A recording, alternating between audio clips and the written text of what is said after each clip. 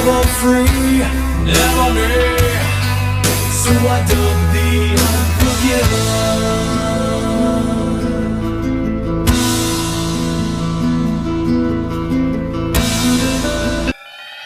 Assalamualaikum warahmatullahi wabarakatuh. Selamat datang. Berjumpa lagi kita di dalam channel Gaza Studio bersama saya Captain Zack. Subscribe video kami, subscribe channel kami, komen, share dan like. Dan jangan lupa tekan butang loceng untuk mendapatkan video-video terkini daripada Gaza Studio. Okey babe. Silap sebut babe pula. Okey, memang kita hari ni akan sembang pasal babe. Walau bagaimanapun bukannya babe lagu KRU, bukannya baby. Kita akan bersembang tentang Habib. Siapakah Habib? Habib tu apa dia? Banyak antara kita semakin meningkat usia, kita mencari jalan untuk kembali mendekatkan diri dengan Tuhan. Jadi kita sentiasa mencari-cari ilmu untuk berubah, untuk meningkatkan keimanan, meningkatkan amal. Dan kita juga ada kalanya kita terlupa siapakah sebenarnya harus kita ikuti dan siapakah yang benar di dalam menyampaikan ilmu agama. Begitu juga pada kali ini kita membicarakan tentang Habib. Sebelum kita pergi lebih jauh, video ini adalah video yang pertama. Kita akan cerita definisi tentang Habib. Okey, siapakah Habib? Kalau hangpa nak tahu, Habib ni adalah tokoh-tokoh agamawan yang semakin mendapat tempat di negara kita, di Malaysia, yang mana sebelum ini Habib ini sangat dikenali di Indonesia. Dan siapakah sebenarnya Habib? Semua orang nak ikut kembali kepada jalan Tuhan, mendekatkan diri dengan Tuhan. Datang saja Habib, kita dengan cepat, orang Kedah kata celapak, untuk ikut siapa Habib. Sebelum kita ikut siapa Habib dan kita kenal siapa Habib, kita perlu mendalami siapakah mereka, dan kita perlu mendalami ilmu yang mereka ajarkan kepada kita. Okey, jika kita lihat Habib, Habayaba adalah perkataan yang berasal daripada bahasa Arab dan kini dikenali di kalangan orang Indonesia dan juga orang Malaysia. Digunakan panggilan Habib ini sebagai panggilan khusus untuk gelaran yang mempunyai darah keturunan Nabi Muhammad Rasulullah SAW melalui susur galur Fatimah Az-Zahra dan Ali bin Abi Talib. Habib yang datang ini kebanyakan adalah majoritinya dari Indonesia, berketurunan Sayyidina Husin bin Ali. Dianggarkan lebih kurang 1.2 juta yang menyandang gelaran ini. Kalau di Indonesia ni, Habib semuanya memiliki moyang yang berasal dari Hadramaut, Yaman. Jadi dianggarkan salah silah Habib ini di sekitar 20 juta orang di seluruh dunia yang menyandang gelaran ini. Ia juga disebut sebagai Muhibbin. Dikatakan juga gelaran Muhibbin ini terdapat merangkumi dari 114 buah negara.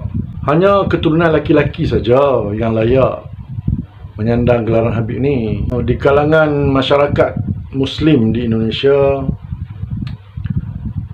ada juga gelaran ini yang digunakan sebagai tanda penghormatan kepada pemimpin-pemimpin yang mereka hormatilah, bukan saja orang alim. Namun begitu, di dalam kegairahan kita mencari jalan Tuhan, mendekatkan diri untuk menghadapi hari-hari akhir kita, menghadapi hari kematian, kita sering meminta ihdinas siratal mustaqim, tunjukkanlah kami jalan yang lurus. Walau bagaimanapun, kita jarang memeriksa, menyemak kebenaran ajaran-ajaran yang ditampilkan. Kita hentam sajalah, kan? Hentam sajalah labu. So, apa saja yang datang dari Habib, kita bantai saja. Semua betul, tanpa kita menyelidiki. Begitu juga dalam kehidupan kita sehari-harian. Apa saja yang datang kepada kita, kita menerima tanpa usul periksa. Sejak kita daripada kecil sampai besar, kita menerima pelbagai jenis menu, pelbagai jenis makanan, pelbagai jenis ubat, dan pelbagai jenis petua. Beribu-ribu maklumat kita proses, kita dalami, dan kini menghampiri usia yang semakin hampir setengah abad, semua manusia boleh memproses sendiri maklumat. Namun begitu, di dalam beragama, kita berhak memproses maklumat dengan menyemak sumber amalan agama yang kita buat. Kita tahukah apa yang mereka bawa ni benarkah? Salahkah? Pernah tak kita persoal? Pernah tak kita nilai? Pernah tak kita dalami? Inilah amalan yang akan ku bawa menghadap Tuhan nanti. Inilah amalan yang akan menolong aku di hadapan Rabbul Jalil nanti. So, beberapa persoalan tentang Habib kita perlu tampilkan di dalam hati kita. Beberapa persoalan kita perlu menjadi satu umat yang kritis, yang boleh mengkritik dan kita menjawab. Andai kata kita tidak dapat jawapan, kita cari maklumat yang tepat, yang benar, yang beramal sebagaimana golongan-golongan terdahulu pada 3 kurun yang terbaik. Dengan itu, kita harus mempersoalkan, adakah semua Habib yang membawa ajaran dari Quran dan Sunnah ini ajaran yang sebenar? Adakah Habib membawa hadis sahih dalam semua kuliah mereka? Adakah semua kuliah hanya berkisar pada kisah-kisah karut, tahyul, syirik, kesaktian, atau hanya dari sumber sahih yang boleh kita percayai? Adakah Habib di Malaysia yang semakin popular ni hanya mampu bermodalkan kisah penipu lara dan motivasi murahan dari mimpi-mimpi,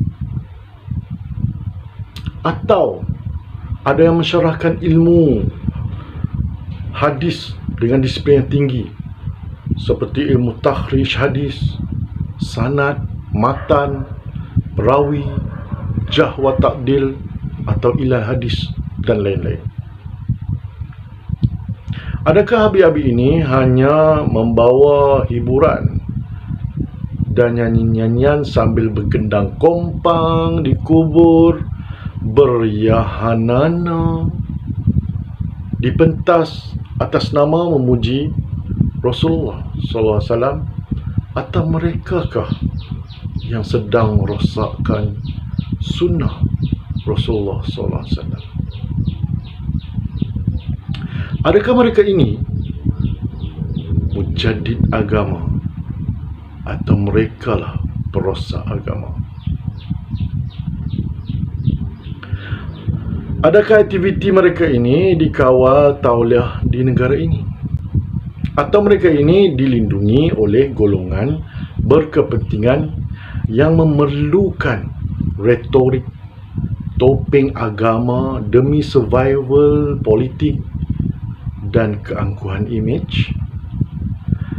Adakah pemberi tauliah bersekongkol mempertahankan kesucian agama, perintah Allah dan Rasul, atau pemberi tauliah ini menjadi pembela kekarutan habib-habib dan guru-guru sesat demi bajet konsert Yabanana yang besar keuntungannya?